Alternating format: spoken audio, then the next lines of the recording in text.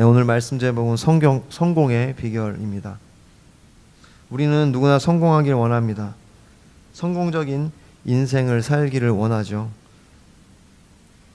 내가 원하는 인생을 살고자 하는 마음들, 그런 것들이죠. 내가 계획했던 것을 이루고자 하고요. 사업을 하시는 분들이 사업이 번창하기를 원하겠죠. 취업을 준비하는 사람들은 어떻게든 취업이 준비되기를 바라고, 이게 준비되는 것이 아니라 취업하기를 바라고, 또 공무원이나 어떤 사법고시 같은 것을 준비하는 사람들은 그 시험에 통과하여 그러한 관직에 또 자리를 갖기를 원하죠. 이처럼 우리 모두는 사실 우리가 원하는 것, 즉 우리가 원하는 인생을 살기를 바랍니다. 다시 말해서 성공하기를 바랍니다. 여러분, 인생을 실패하고 싶은 분이 혹시 계신가요? 그런 분은 없을 거예요. 혹시 있더라도 사실은 실패감 때문이죠. 포기한 거죠. 그래서 그런 분들은 그 위대한 처칠의 그 연설을 기억해야 됩니다. Never give up. 절대 포기하지 마십시오. 우리 안에 절망감과 실패감과 좌절감을 인해서 순간적으로 나는 안 되겠구나 하고 실패를 받아들일 수는 있어도 사실 우리 모두 안에는 성공에 대한 열망이 있습니다. 그것이 정직한 우리의 마음이죠. 어떤 분은 그렇게 얘기해요. 난 성공하고 싶은 거 아니다고. 그냥 내가 원하는 그런 그냥 평안한 가정을 이루고 싶다고. 네, 그게 성공이죠. 성공하고 싶은 마음이 있습니다. 그리고 우리가 실패감이 있다는 것 자체가 성공하고 싶기 때문에 실패감을 느끼는 겁니다. 우리는 성공적인 인생을 살기를 원합니다. 무엇보다 인생이 한 번뿐이기 때문이죠. 이 시간은 다시 가면 오지 않기 때문에 우리는 가장 나에게 맞는 혹은 내가 원하는 시간으로 보내고 싶기 때문에 우리는 인생을 성공하고 싶은 것입니다. 여러분, 그런데 이러한 성공은 우리만 원하는 것이 아닙니다. 중요한 것은 주님도 원하신다는 거예요. 오늘 본문 1장 7절 8절에 보면 오직 강하고 극히 담대하여 나의 종 모세가 내게 명한 그 율법을 다 지켜 행하고 좌로나 우로나 치우치지 말라. 그리하면 어디로 가든지 형통하리니 라고 되어 있어요. 그리고 8절에 보면은 또 내 길이 평탄하게 될 것이며 내가 형통하리라 이렇게 되어 있습니다. 여러분, 이 형통이라는 단어가 원문으로 사갈이라는 건데, 히브리어로 사갈이라는 뜻이 뭐냐면 바로 일을 이루다, 영어로 하면 success를 얘기합니다. 한국말로 하면 성공이죠. 그러니까 과거에 이제 번역됐기 때문에 이걸 형통이라는 단어로 쓴 거고, 어떻게 보면 성공이라는 단어보다 좀 더 포괄적인 의미가 있기 때문에 형통이라는 단어를 쓴 것 같아요. 다시 말해서 이게 직역을 하면 너가 성공하리라 라고 약속하시는 겁니다. 이렇게 보면 하나님께서 여호수아에게 성공을 약속하시는 거 보면 하나님이 우리의 삶에 성공을 원하신다는 것을 알 수 있죠. 믿으십니까? 어떤 사람들은 그렇게 얘기해요. 너무 그 성공신학 이런 거 아니냐. 그런 거 아닙니다. 여러분, 우리 인생을 향한 우리의 마음에 우리가 정직한 거예요. 우리는 정직하게 우리의 마음을 보면요, 우리 모두는 성공하고 싶은 겁니다. 그러나 그것이 되지 않았기 때문에 실패감 때문에 성공을 포기하기도 하고, 자신의 어떤 낮은 자존감 때문에 난 할 수 없다고 이미 패배를 인정하고 가는 거죠. 그래서 성경은 우리에게 그렇게 얘기하고 있지 않습니다. 우리가 주님 말씀에 따라서 주님 원하시는 삶을 살아가기 시작할 때 우리에게 성공이 있을 거라고 말씀하고 약속하고 있는 것입니다. 여러분, 성공하기를 원하십니까? 성공하기 원하시죠? 그렇다면 우리가 어떻게 성공할 수 있는지, 어떠할 때 우리의 성공하는 삶을 살 수 있는지를 오늘 본문을 통해서 함께 보기를 원하는 것입니다. 첫 번째는 부르심을 깨달을 때입니다. 부르심을 깨달을 때입니다. 여호수아서 1장 1절부터 6절 말씀 쭉 보시면요, 우리가 이 말씀 함께 읽을까요? 좀 길지만 본문 말씀을 6절까지 함께 1절부터 읽겠습니다. 시작.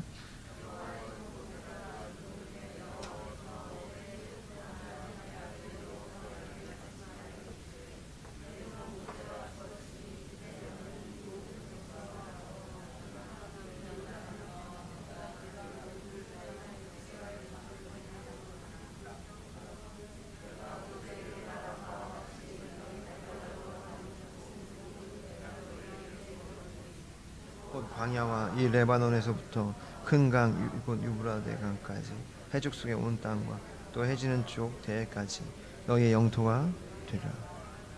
내 평생에 너를 능히 대적할 자가 없으리니 내가 모세와 함께 있었던 것 같이 너와 함께 있을 것임이라. 내가 너를 떠나지 아니하며 버리지 아니하리니 강하고 담대하라. 너는 내가 그들의 조상에게 맹세하여 그들에게 주리라 한 땅을. 아멘. 본문은 하나님께서 여호수아에게 직접적으로 그의 사명을 명하시는 장면입니다. 그 사명의 특징을 보면요, 주님이 주신 사명의 특징은 첫 번째로 1절에서와 같이 모세가 죽은 후에 여호와께서 여호수아에게 사명을 주시는 것인데요, 2절에서도 모세가 죽었으니 그 위대한 지도자 모세의 죽음을 매우 간략하게 설명하고 있죠. 그리고 이 모세의 죽음을 설명하는 이유가 지금 여호수아에게 사명을 주기 위함입니다. 여러분, 첫 번째 이 사명, 주님이 부르시는 사명의 특징은요, 이와 같이 우리의 한 인생을 뛰어넘는 겁니다. 여러분, 우리의 인생은 이제 우리의 수명을 다하여 땅에 묻히고 죽고 사라질지라도 주님이 주시는 사명은 여러분 여전히 지속됨을 여러분 믿으시기를 바랍니다. 여러분, 우리의 사명, 주님이 우리에게 주시는 사명의 특징은요, 바로 그와 같은 거예요. 그러니까 내 욕심이나 내가 원하는 어떤 꿈, 그것이 사명의 전부는 아닙니다. 한 과정일 수 있어요.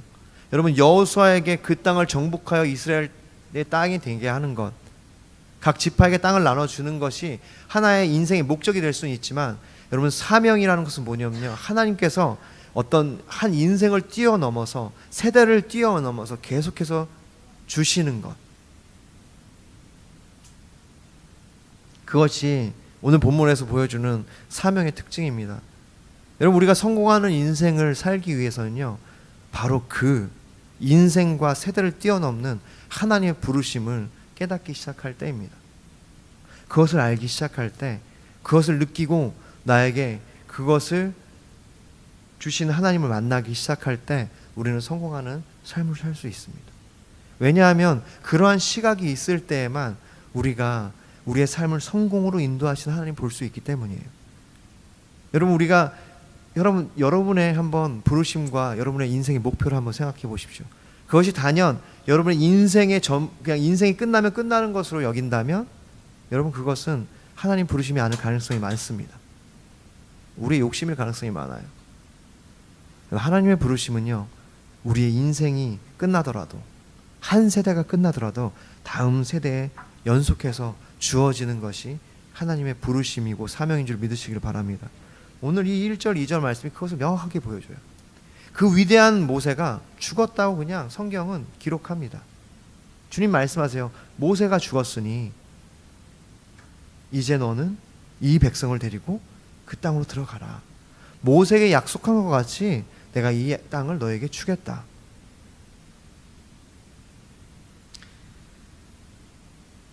여러분, 사명은 우리 인생 한 인생보다 더 중요한 것이고 뛰어난 것입니다. 전도서에 전도자의 코엘렛이라고 하죠. 그 전도자의 한탄을 한번 들어보십시오. 2장 18절 20절 내가 해 아래서 내가 한 모든 수고를 미워하였노니, 그러니까 인생, 해 아래라는, 전도서에서 해 아래라는 것은 인생을 의미합니다. 하늘 아래, 해 아래 모든 수고를 미워한대요. 그러니까 싫어하기 시작한 거, 염증이 나기 시작한 거예요. 이는 내 뒤를 이을 이에게 남겨주게 됨이라. 무슨 뜻입니까? 나는 죽고 내가 모든 수고한 것을 내 뒤에게 남겨주길 것이기 때문에 내가 염증이 난다, 이런 뜻이에요. 지혜자가. 그 사람이 지혜자일지 우매자일지 누가 알랴마는 내가 해 아래서 내 지혜를 다하여 수고한 모든 결과를 그가 다 관리하리니 이것도 헛되도다. 이러면 내가 해 아래서 한 모든 수고에 대하여 내가 내 마음에 실망하였도다. 여러분, 인생이라는 것이요, 하나님의 부르심이, 하나님의 사명이 아니면 이와 같은 거예요. 여러분이 아무리 인생에 수고하고 애쓰고 무엇을 남긴들, 여러분의 다음에 그 인생의 수고를 받게 되는 그 자가 지혜자일지 우매자일지 악한 자일지 그가 어떤 범죄자일지 여러분 모른다는 거예요. 얼마나 그것이 허망한 것입니까? 지혜자의 한탄이 바로 그것이에요. 얼마나 한스러운 거예요. 내가 아무리 수고하고 애쓰고 해도 다음에 넘겨주는 그 자가 우매자이면 끝난다는 겁니다. 여러분, 그러므로 우리의 부르심은요, 하나님으로부터 오는 그 세대와 인생을 뛰어넘는 부르심이 되어야 될 줄 믿습니다. 여러분, 그것을 우리가 깨닫기 시작할 때 우리는 성공하는 삶을 살 수 있는 거예요. 여러분, 이 지혜자의 이 한탄을, 이 안타까움과 이 실망을 여러분 기울이십시오. 전도서의 유익은 바로 그것입니다. 그 비관적인 시각이 우리로 하여금 진짜 지혜가 무엇인지를 알게 하는 거예요. 하나님의 사명이 아닌 개인의 욕심은 그것의 종말이 헛되고 그것을 원한 인생에게 실망감을 줄 뿐이라는 것을 지혜자가 얘기하는 것이죠. 우리의 인생을 뛰어넘어 운행하시는 하나님의 위대한 부르심을 깨닫는 것, 그 부르심을 아는 것이 인생을 성공적으로 사는 첫 번째 스텝임을 여러분 기억하시기를 바랍니다. 더불어 그 사명을 말씀하신 것, 이미 우리에게 알려주신 그 사명이요, 그것은요 이미 우리에게 이전 우리의 믿음의 선배들을 통해서 알게 하신 것인데요, 3절 4절 이 약속은요 사실 신명기 11장 23절 24절 그 약속을 그대로 가져온 겁니다. 신명기 11장 23절 24절에 여호와께서 그 모든 나라 백성을 너희 앞에서 다 쫓아내실 것이라. 너희가 너희보다 강대한 나라들을 차지할 것인즉 너희의 발바닥을 밟는 곳은 다 너희 소유가 되리니 너희의 경계는 곧 광야에서부터 레바논까지와 유브라데 강에서부터 서해까지니라. 이것이 모세에게 말씀하신 하나님의 부르심이었고 약속이었거든요. 그것이 그대로 여호수아에게 이어진 겁니다. 여러분, 우리 믿음의 선배들을 통해서 우리에게 전해준 부르심, 그것이 바로 우리의 부르심이라는 것을 여러분 우리는 또한 기억해야 합니다. 여러분, 우리의 부르심은요 하루아침에 하늘에서 뚝 떨어지는 것이 아니에요. 하나님은 역사를 주관하시는 하나님이십니다. 그렇기 때문에 이 성경 전체를 통해서 흐르는 그 부르심, 거기에 우리를 부르신 거예요. 그것은 영원한 영광을 위한 굉장히 영광스러운 부르심임을 여러분 믿으시기를 바랍니다. 갑자기 내가 생각해낸 것이 아닙니다. 하나님의 부르심, 주님의 부르심은요 성경을 통해 또 우리 믿음의 선배들을 통해서 아주 명확하게 계속적으로 지속적으로 끊임없이 우리에게 전해 내려오는 거예요. 여러분, 그러므로 이 땅에 있는 교회들을 향해서 우리가 함부로 판단하거나 우리가 함부로 폄하해서는 안 됩니다.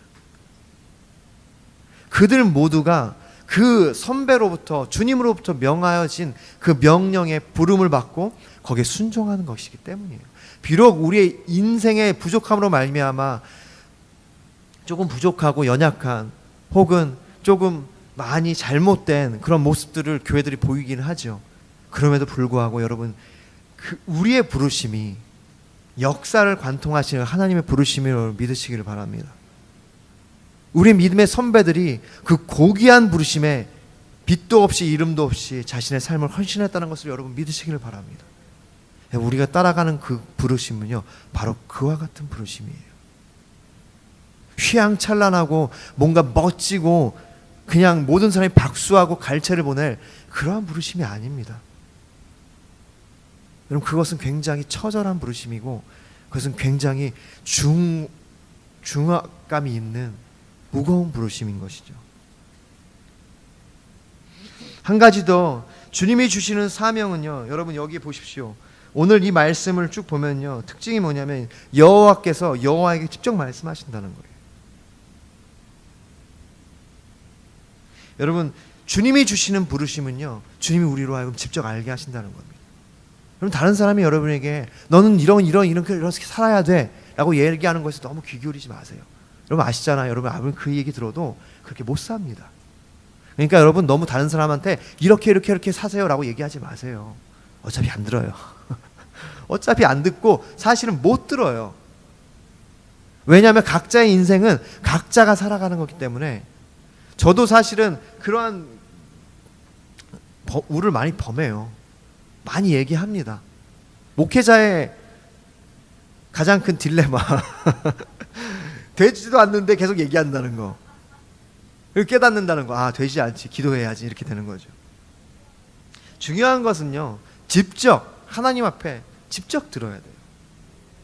왜냐하면 하나님께서는 직접 알려주시고 말씀하시는 분이세요. 그것이 우리가 믿어지지 않는다면 여러분, 우리는 과거 카톨릭으로 돌아가는 거예요. 사제주의로 돌아가는 겁니다. 여러분, 종교개혁의 가장 큰 핵심이 뭡니까? 라틴어 성경을 독일어로 번역한 거예요. 거기서부터 종교개혁이 시작된 겁니다. 더 이상 우리가 사제들에게만 이것을 국한하지 말고, 그전에는 다 라틴어 그 사제들만 그것을 읽었고 해석했어요. 그리고 얘기해 줬단 말이에요. 이제는 우리 종교개혁을 통해서 모든 사람들이 그걸 읽고 느끼게 되는 거죠. 요한복음 15장 15절부터 16절, 이제로부터는 너희를 종이라 하지 아니하리니 종은 주인이 하는 것을 알지 못함이라. 너희를 친구라 하였노니 내가 내 아버지께 들은 것을 다 너희에게 알게 하였음이라. 너희가 나를 택한 것이 아니라 내가 너희를 택하여 세웠나니 이는 너희로 가서 열매를 맺게 하고 또 너희 열매가 항상 있게 하여 내 이름으로 아버지께 무엇을 구하든지 다 받게 하려 함이라. 여러분, 주님과 친구가 되시면 됩니다. 주님께서 여러분을 택하셨어요. 이미 택하셨습니다.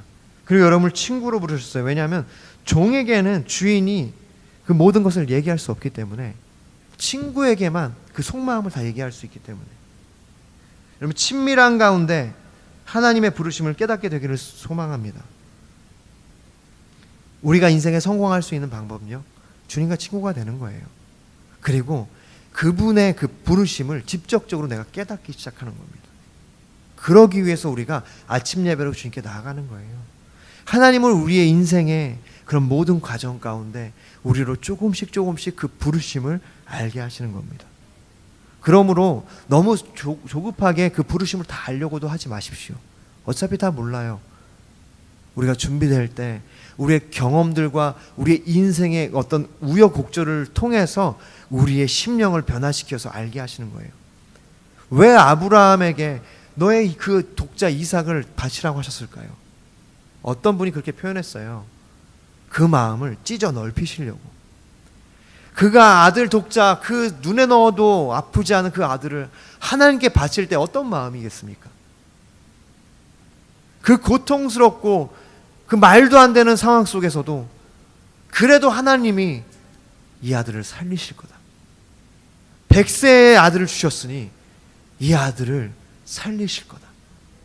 그의 믿음을 찢어 넓히시는 거예요. 여러분, 우리를 주님께서 인도하실 때, 우리에게 사명을 알려주실 때 그와 같다는 겁니다. 여러분, 주님께 더 가까이 가십시오. 더 친밀한 가운데 거하십시오. 주님이 더 알게 하실 거예요. 주님, 여러분의 부르심이 무엇인지.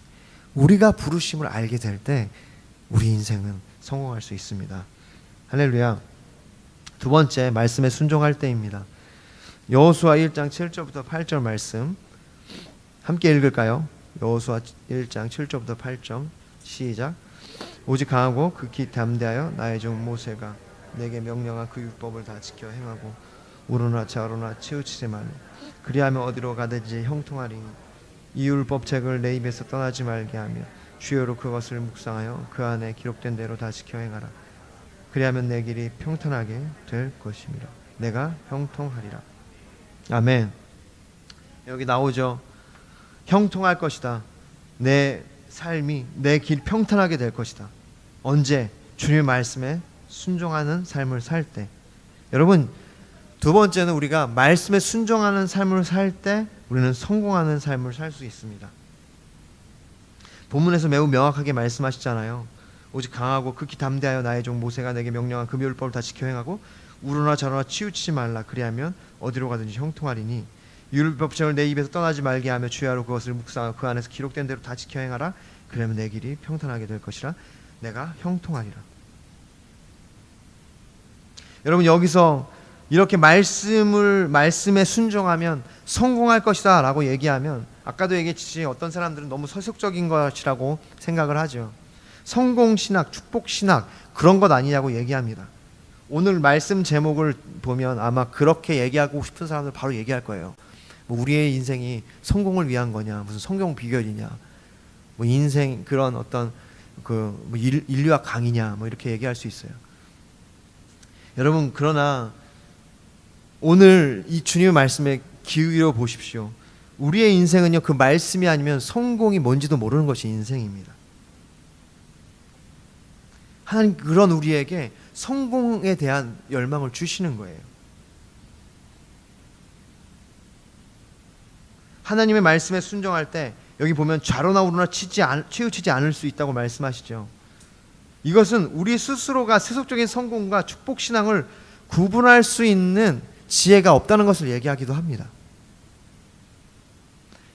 여러분, 이것이 성공의 비결이라고 얘기할 때 그것이 뭐 세속적인 축복신앙 혹은 성공신학 아니냐라고 얘기하는 분들은 어쩌면 그런 우를 범할 수 있어요. 우리 스스로가 성공신학과 축복신학을 구별해서 내가 뭔가 더 고귀한 것을 따라갈 수 있다고 생각할 수 있습니다. 그러나 성경은 그렇게 얘기하고 있지 않습니다.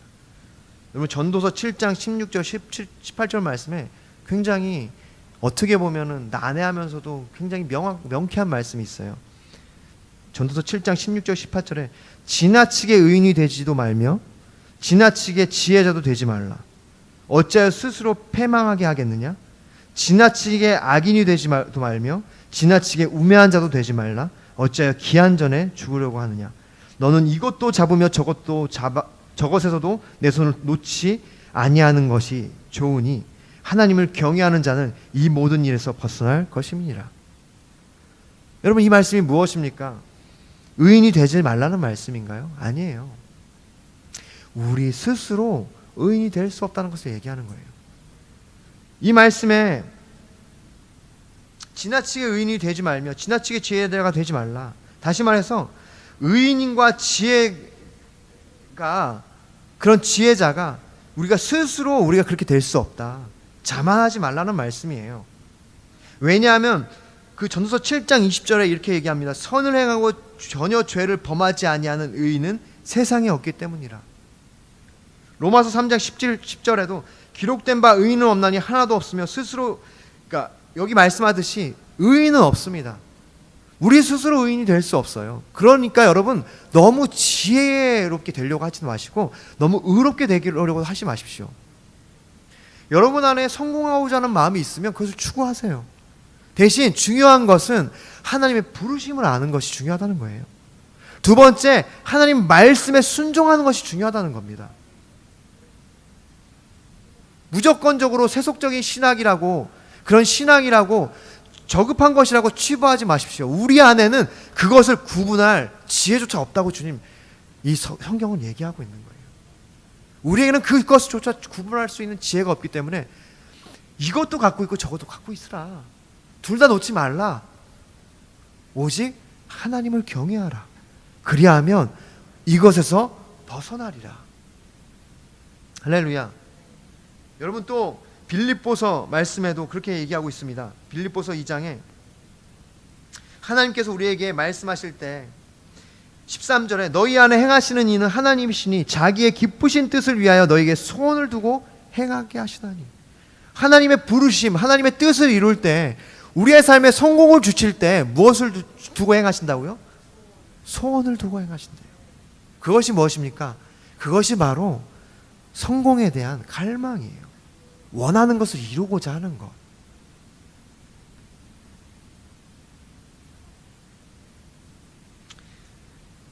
그러므로 중요한 것은 말씀에 순종하는 겁니다. 매일 말씀에 우리의 삶을 투영하는 거예요. 여러분, 너무 지혜로, 이성으로 모든 것을 판단하고 그렇게 구분하려고 하지 마십시오. 여러분 안에 정직한 소원들을 가지고 주님 앞에 나아가세요. 여러분이 뭔가 사업에 성공하기 싶으십니까? 그걸 가지고 나가십시오.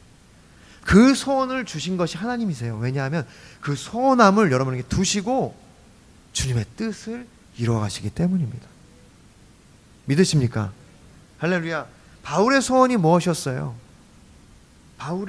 바울은요, 그가 그렇게 하나님의 뜻을 알고자 했던 거고 하나님의 뜻을 이루고자 했던 소망이 있어, 갈망이 있어. 그래서 그는 그렇게 평생을 연구하며 말씀을 통달했잖아요.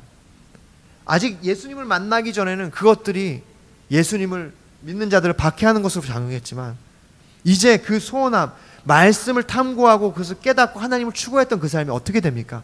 예수님을 만나자 놀라운 전도자로 그 말씀을 풀어내고 그 주석을 달아서 그 초대교회에게 그 성경의 말씀을 풀어서 깨닫게 하신 거잖아요. 교리를 세운 거 아닙니까? 그러므로 우리에게 중요한 것은요, 우리의 소원이 저급한가, 이것이 세속적인가, 그것을 너무 따지지 마시고 하나님 말씀이 무엇라고 말씀하시는지 집중하고 거기에 순종하는 삶을 사는 것입니다. 여러분, 그렇게 할 때 우리의 삶이 성공하는 삶을 살 수 있는 줄 믿으시기를 바랍니다. 왜냐하면 히브리서 4장 12절 말씀에 하나님의 말씀은 살아있고 활력이 있어 좌우에 날선 어떤 검보다 예리하여 혈과 영과 관절과 골수를 찔러 쪼개기까지 하며 또 마음의 생각과 뜻을 판단하시나니. 여러분, 걱정하지 마세요. 우리가 말씀에 순종하는 삶을 살고자 할 때 여러분의 어떠한 소원이 있든지 하나님께서 그 소원을 바꾸실 거예요. 거룩하게 하실 것입니다. 소원함을 두고 하나님의 뜻을 행하실 거예요. 믿으십니까? 그러므로 오늘 말씀하는 거예요. 그 말씀을 입에서 떠나게 하지 말라. 강하고 담대하라. 여러분, 이 말씀은요, 신명기 17장 18절 20절에 왕을 위한 어떤 교훈의 말씀이기도 합니다. 신명기 17장 18절 20절에 그가 왕위에 오르거든 이 율법서의 등사본을 레위 사람의 제사장 앞에서 책에 기록하여 평생에 자기 옆에 두고 읽어 그의 하나님 여호와 경외하기를 배우며 이 율법의 모든 말과 이 규례를 지켜 행할 것이라. 그리하면 그의 마음이 그의 형제 위에 교만하지 아니하고 이 명령에서 떠나 좌로나 우로나 치우치지 아니하리라. 이스라엘 중에서 그와 그의 자손이 왕위에 있는 날이 장구하리라. 말씀에 순종하는 것보다 더 강력한 교훈은 없습니다. 그 말씀이 우리를 형제 위에 교만하지 않게 하고 성공적인 통치로 대대의 그 왕으로 하여금 성공적인 통치로 그의 그 삶을, 그의 통치를 마무리하게 한다는 거예요. 여러분, 그러므로 그 말씀에 순종하는 삶을 사십시오. 오늘 말씀 우리가 예배 초반에 읽었던, 예배 부름에 읽었던 시편 119편 105절 주의 말씀은 내 발의 등이요 내 길의 빛이니이다. 아까 말씀드렸죠. 우리의 인생은요, 어두운 밤길을 가는 것 같기 때문에 그 말씀이 우리의 발의 등이 되는 것이고 우리 길의 빛이 되는 것입니다. 143편 8절 너무도 귀한 말씀이에요. 아침에 나로 하여금 주의 인자한 말씀을 듣게 하소서. 내가 주를 의뢰함이니라. 내가 다닐 길을 알게 하소서. 내가 내 영을 주께 드림이니이다. 그러므로 여러분의 아침을 말씀으로 시작하십시오. 아침을 우리가 바꾸는 캠페인을 했으면 좋겠어요. 정직하게 저도 저의 아침이 날마다 말씀 앞에 머무르지 못합니다. 이 중에는 그런 삶을 살고 계시는 분이 계시죠. 여러분, 우리 모두가 그러한 삶을 이제 시작했으면 좋겠어요. 아침을 말씀으로 시작하는 것이 우리가 주님을 의지하고 우리 인생을 실제적으로 맡기는 방법입니다. 여러분, 아침이란 저는 그렇게 생각해요. 날마다 우리에게 주시는 새로운 기회입니다. 아침이란 날마다 우리에게 허락하시는 놀라운 기적이라는 거죠. 매일의 첫 단추를 말씀으로 끼우시기를 축복합니다. 그 매일이 모여 우리 인생이 되는 거 아닙니까?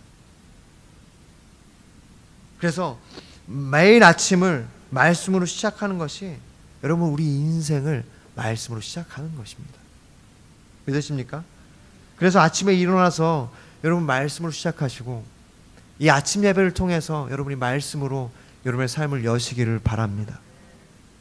아침 예배에 오지 못하셨더라도 온라인이 열려 있으니까 온라인 통해서 여러분 아침에 말씀을 시작하시고, 온라인 예배가 아니더라도 여러분 성경을 펴서 여러분 묵상을 통해서 아침을 말씀으로 시작하시기를 바랍니다.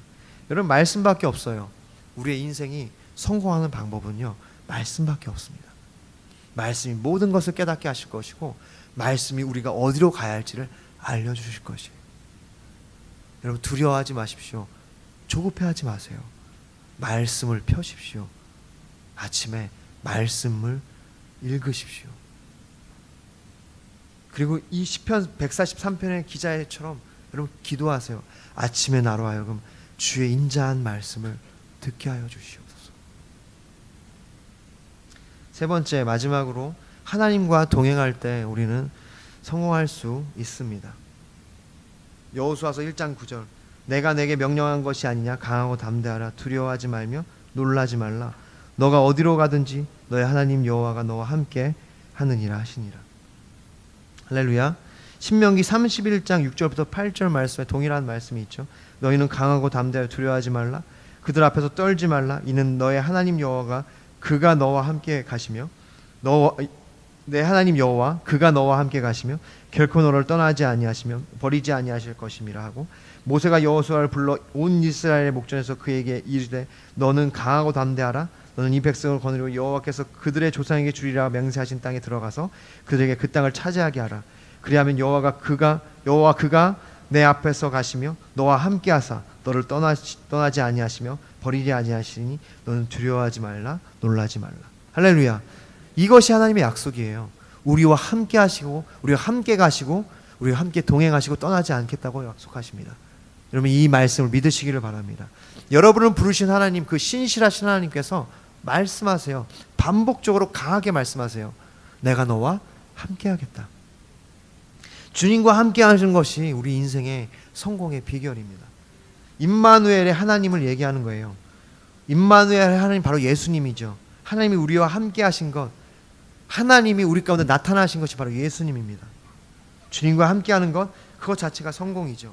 요한복음 15장 4절, 내 안에 거하라, 나도 너희 안에 거하리라. 가지가 포도나무에 붙어있지 아니하면 스스로 열매를 맺을 수 없을 것 같이 너도 내 안에 있지 아니면 그러하리라. 여러분, 이처럼 우리가 주님과 함께 할 때 우리는 성공하는 삶을 살 수 있어요. 왜냐하면 주님이 함께 하신다는 것은요, 바로 성령이 우리 가운데 함께 하시는 것을 의미하고요, 성령이 함께 하시는 것은요, 바로 그 능력이 우리 가운데 역사하는 것이기 때문입니다. 주님이 여시는 거예요.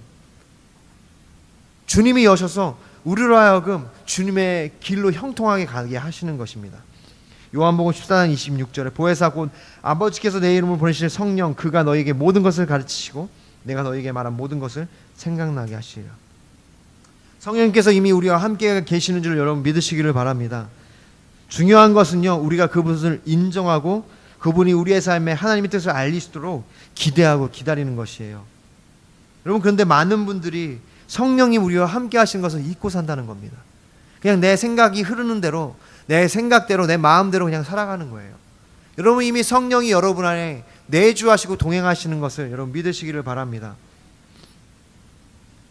그것은 또한 말씀이 우리와 함께 하시는 것이에요. 요한복음 15장 10절에 내가 아버지의 계명을 지켜 그의 사랑 안에 거하는 것 같이 너희도 내 계명을 지키면 내 사랑 안에 거하리라. 주님 말씀에 순종하는 삶이 곧 주님과 동행하는 삶입니다. 주님과 동행하는 것, 주님과 함께하는 것, 그것은 성령으로 우리가 성령의 능력으로 살아가는 것을 의미하는 거죠. 이와 같이 하나님과 함께할 때 우리는 성공하는 삶을 살 수 있습니다. 말씀을 맺겠습니다. 여러분, 여호수아를 한번 생각해 보십시오. 저는 여호수아를 생각할 때 정말 많이 두려웠을 것 같아요. 여러분, 모세라는 정말 그 의지할 만한 위대한, 정말 말로 형용할 수 없는 그 막강한 카리스마와 지도력을 가졌던 그 모세, 그는 심지어 이집트의 왕자였잖아요. 그 모세가 죽었습니다. 여러분, 여호수아가 얼마나 두려웠을까요? 여호수아에게 다가오는 그 압박감과 그 책임감이 어떠했을까요? 그래서 오늘 본문을 보면요, 주님 계속 말씀하세요. 강하고 담대하라. 왜 그렇게 말씀하십니까? 그가 두려워하고 있기 때문이에요. 여러분, 우리의 인생도 저는 마찬가지라고 생각합니다. 여호수아와 같아요. 우리는 거대한 인생의 과제와 책임 안에 우리가 놓여 있다는 겁니다. 여러분, 이것들이 우리를 굉장히 슬프게 하기도 해요. 왜냐하면 실패가 계속되니까.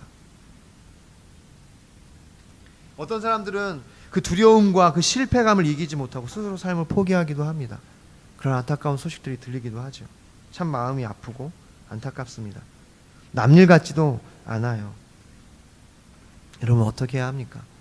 여러분 안에 있는 여러분이 그 두려움 앞에 여러분이 좀 여러분을 발견하셨으면 좋겠어요. 저는 여호수아와 같이 인생이라는 그 부르심 앞에 여러분이 서 있다는 것을 여러분 발견하셨으면 좋겠습니다. 우리의 성공하는 인생은요, 거기서 시작되는 거예요. 그 두려움, 떨림, 어떻게 성공을 해야 될까? 인생을 포기한 사람은요, 그 성공에 대해서 알 수 없어요. 갈망하지도 않습니다. 뭐가 뭔지도 몰라요.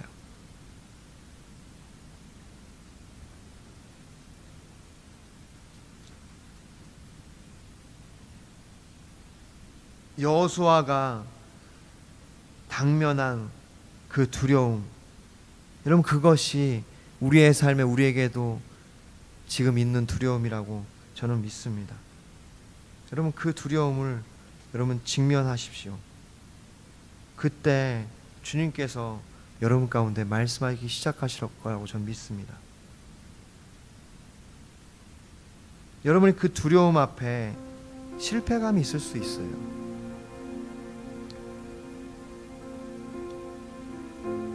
그리고 포기하고 싶은 마음도 있을 수 있고, 이걸 어떻게 했느냐, 감당할 수 없을 것 같은 걱정도 있을 수 있습니다.